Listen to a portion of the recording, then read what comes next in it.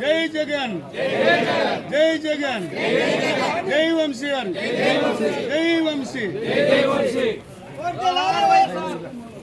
జోహార్ వైఎస్ఆర్ జోహార్ వైఎస్ఆర్ జోహార్ వైఎస్ఆర్ వకీల్ లాలి వంశీ గారి నాయకత్వం జై జగన్ జై జగన్ జై జగన్ జై వంశీ జై వంశీ జై వంశీ జై వంశీ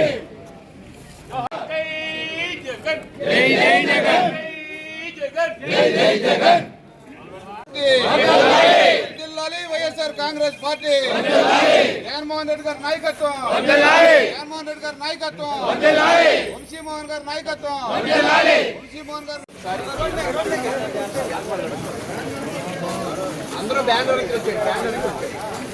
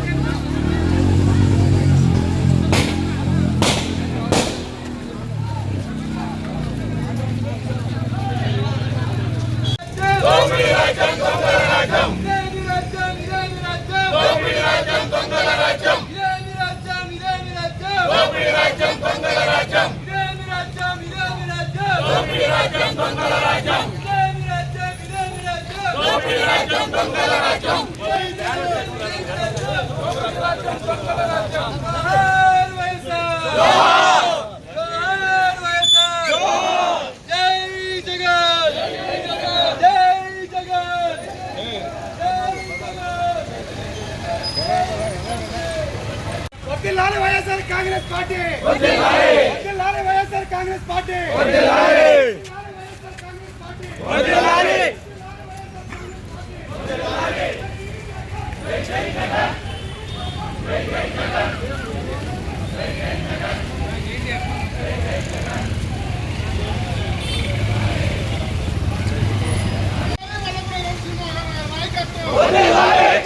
రేచనా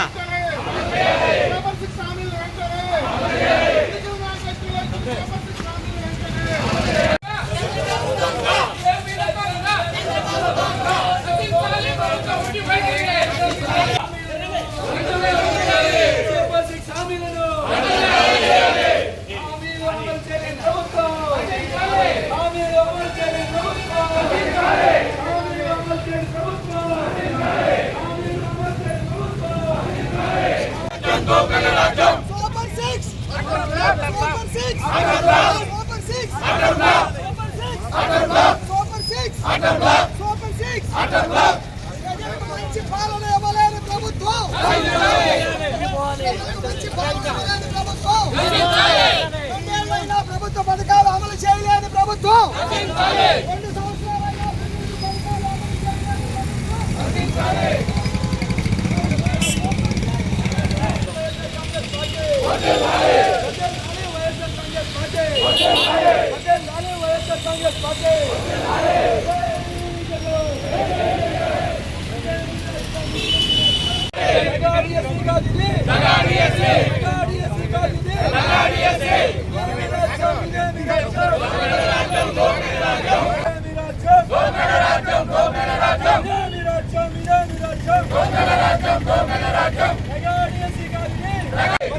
వైఎస్ఆర్ కాంగ్రెస్ పార్టీ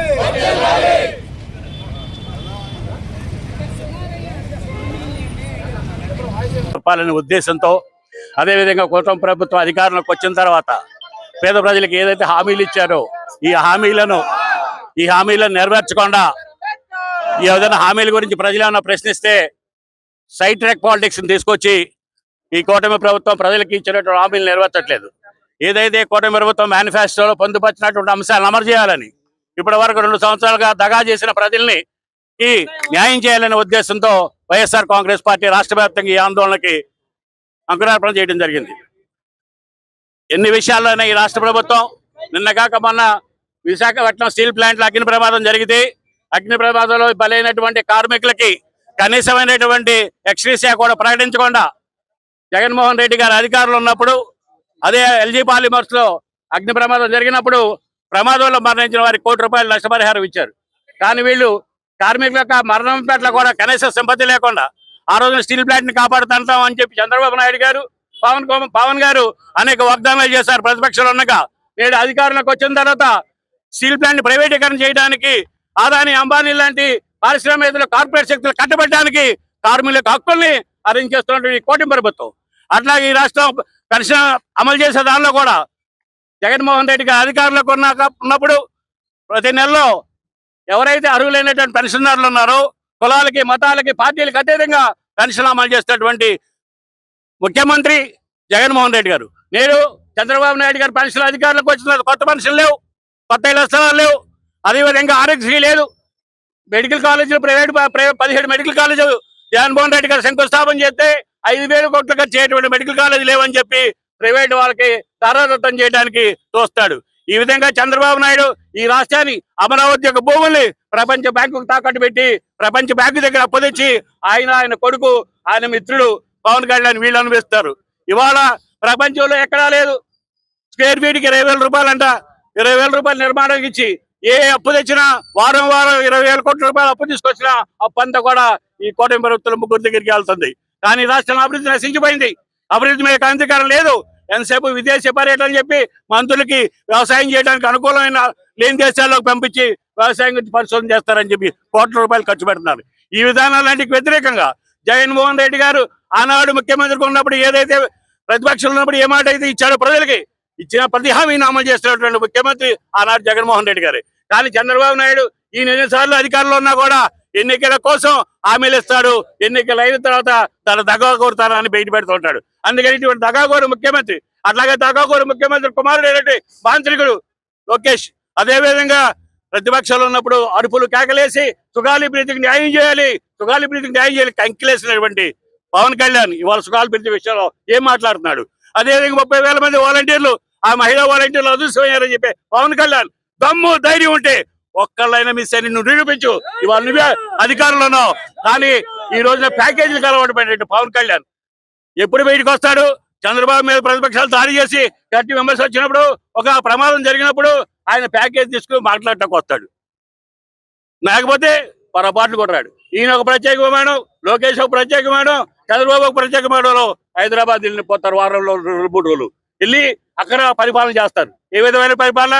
కార్పొరేట్ సెక్టర్లను అక్కడ పిలిపించుకుని వాళ్ళతో లూలు మాలకి, అట్లాగే వైజాగ్ 99 బస్సులకి ఎవడబ్బా సొమ్మని మీ అబ్బా సొమ్మ, మీ అబ్బా జాగీరు 99 బస్సులకి ఆక్రమిస్తారా? పేదవాడు అడిగితే నిర్మాణంలో ఇళ్ల స్థలాలు రైల్వే ట్రాక్ పక్కన ఆక్రమించి 100 సంవత్సరాలు ఉంటున్నట్టు వాళ్ళకి ఇవ్వమంటే కనీసం 5 సెంట్లు స్థలం 10 లక్షల రూపాయలు క్యాష్ అయినా ఇవ్వాలి. కానీ వాళ్ళకి ఏమి ఇస్తున్నారు? వాళ్ళకి ఏమి ఇవ్వకుండా ఇప్పుడు మనం ఎప్పుడైతే ఉద్యమంలోకి వెళ్ళామో, వైఎస్ఆర్ కాంగ్రెస్ పార్టీ ఎప్పుడు ఉద్యమంలో భాగస్వామైందో 2 సెంట్లు ఇస్తాం, 6 లక్షలు ఇస్తా ఉన్నారు. R&R ప్యాకేజీకి 12 సంవత్సరాల క్రితం ప్రకటించారు 9 లక్షల రూపాయలు ఇస్తామని చెప్పి. ఈనాటి కొన్ని చేసి చంద్రబాబు నాయుడు ప్రకటించాడు. ఇవాళ అధికారంలోకి వచ్చిన 2 సంవత్సరాలైనా కూడా ఇంకా అమలు కల ఈ బోటకు మాటలు చెప్పి తాను తాత్కాలిక లబ్ధి పొందడం కోసం చూస్తాడు. ఇటువంటి వాడిని జీవితంలో కోలుకోనేటువంటి ప్రజలు కోరటానికి సిద్ధంగా ఉన్నారు. గ్రామీణ ప్రాంతాల్లో ఉన్నటువంటి వ్యవసాయ కార్మికులు కానివ్వండి, రైతాంగాన్ని కానీ, రైతు పండించినట్టు పండుగ గిట్టుబాటు ధర ఏనాడు 10 ఓట్ల రైతు ఈ దేశానికి వెనుకమని చెప్తాడు, నేను రైతు పెట్టినని చెప్తాడు. అలాగే ఇటువంటి చంద్రబాబు నాయుడు కళ్ళబోలి కపటారి చంద్రబాబు నాయుడు, ఆయన కుమారుడు లోకేష్ అలా జరిగింది. ఈ 2 సంవత్సరాల కాలం పరిమితిలో ఈ రాష్ట్ర ప్రజలకు చేసింది ఏమీ లేదు. చేసిందల్లా ఏంటంటే 3.40 లక్షల కోట్ల అప్పు.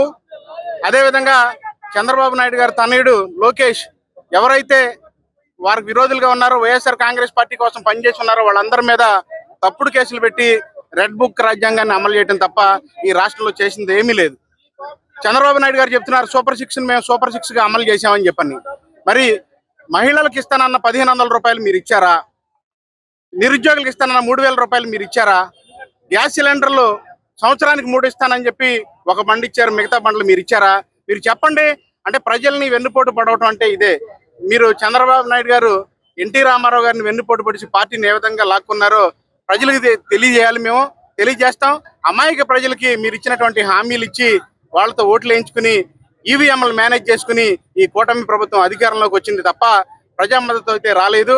మరి ప్రజా మద్దతు వచ్చినట్లయితే ఓట్లలో అంత తేడా ఎందుకుందనేది ప్రజలు గమనిస్తున్నారు. మీరు అప్పులు చేసి మీ సొంత విలాసాలకి మీరు తిరగడం తప్ప ఈ రాష్ట్ర ప్రయోజనానికి ఏం చేసింది లేదు.